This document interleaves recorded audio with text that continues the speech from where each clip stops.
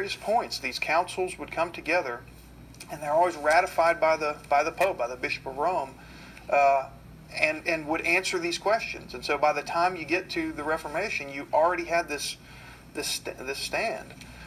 And really seeing that, and then finally starting to read and listen to strong Catholic Orthodox speakers and writers, and starting to read for the very first time what the Catholic Church taught about salvation, what they taught about the sacraments. It was a shock, because first of all, it was totally contrary to everything that I believed. I realized that there was a lot of talking right past each other, which is a shame. I said, oh, well, that understanding of the relationship of faith and works is not contrary to anything that I believed. In fact, every doctrine, as we found, whether it be salvation, whether it be Mary, purgatory, or any of that stuff that was or the papacy, was always centered on Jesus Christ himself, the person and work of Jesus Christ, fully. We're saved by grace in Jesus Christ, absolutely 100%. There wasn't anything against that. It's just, what does that mean? How do we flesh that out? And so I was able to kind of put some meat on those bones, where before I wasn't really able to put all that meat on it. But the base belief was the same. We all believed in Jesus Christ. He was the sole source of our salvation. And so when I began to see that and had those objections kind of swept away, that's when I really thought, wow, this is something that is a real possibility. It still took some time to really sweep away a lot of those things. But that's where the two angles came from. What must be the case in order to defend the faith? You've got to have a body, you've got to have authority, you've got to have a way to point to the faith. And then looking at what happened in real time in history, well, we have that. We have a body.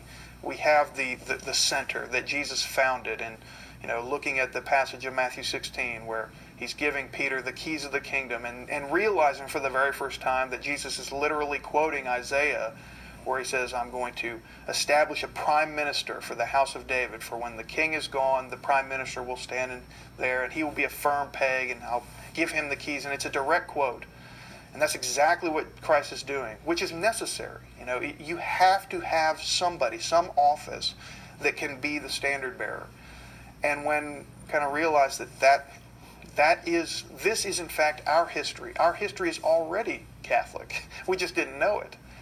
That's when our heart kind of melted to this and saw, wow, this. I've been standing on their shoulders all this time. I might as well just come on home. Was your wife seeing at the same pace? Oh, absolutely. In fact, I think a little bit quicker, because I tended to. I mean, we saw the same things, but she thinks more quickly than I do anyway. And I tried to get. I was like, well, you don't understand all these nuances and so forth. But she did, and I did too. I was just a little bit resistant to it. There was a little bit of that strain. They still can't be Catholic.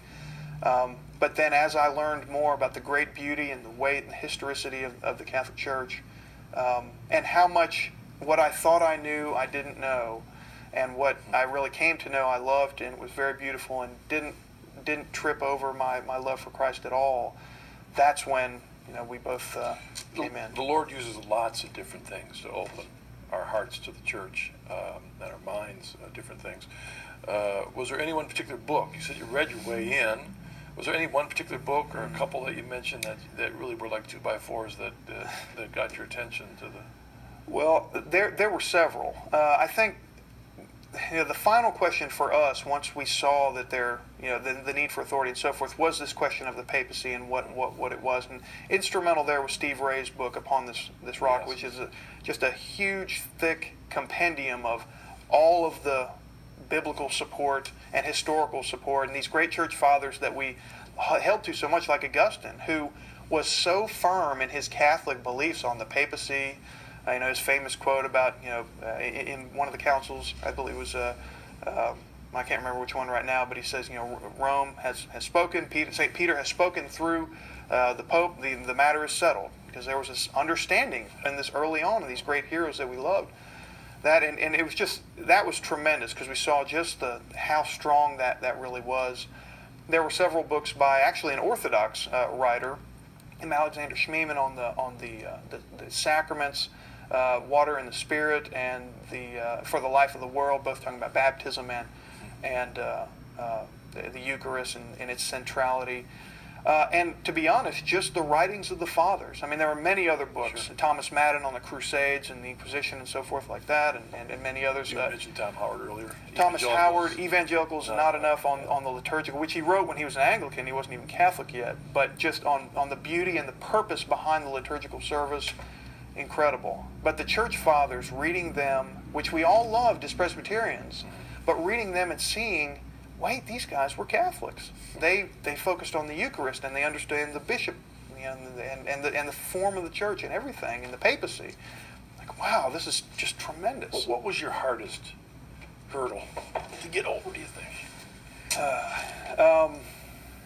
I think it was just that question of needing authority, but just having these impressions about what the Catholic Church was like. But what if a pope said this and that was crazy? And of course, then you look at the history and you see that not one of them ever taught heresy in that way.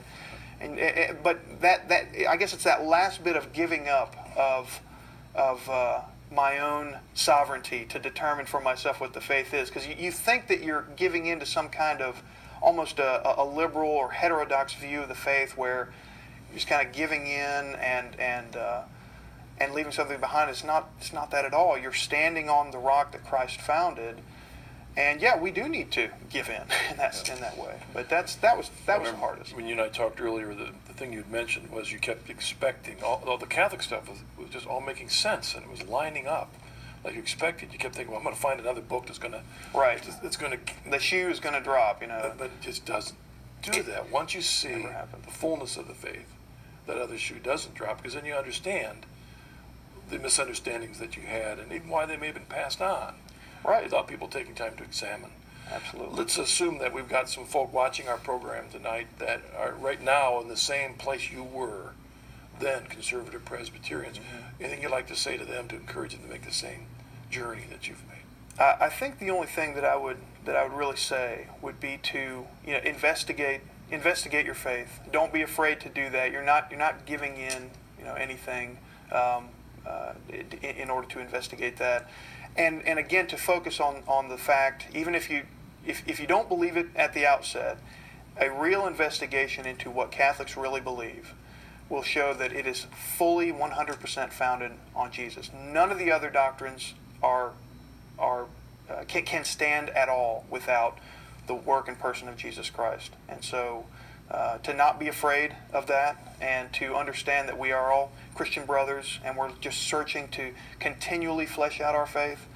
And if you are a Protestant, then what that really means is you're in protest against something. And I would encourage everyone to really determine, do you really have a reason to protest today? Or have you ever even thought about it? Take a look and see. I mean, if you have a valid reason, then we can discuss it. But you might find that you really don't when you take a look at what Catholics really believe. And to not rely on anecdotes and that type of thing, but really get into it. And sadly, wouldn't you say that a lot of those that challenge us really haven't done their homework? They haven't taken the time to examine the catechism, what the church really teaches. Right. They're passing along just things that they've been passed along unquestioned. Just like I did for years. That's right. James, thank you so much. Thank you so much. God bless for your work as a lawyer and your family and your service in the church. And thank you for joining us on this episode of The Journey Home. God bless you. See you next week.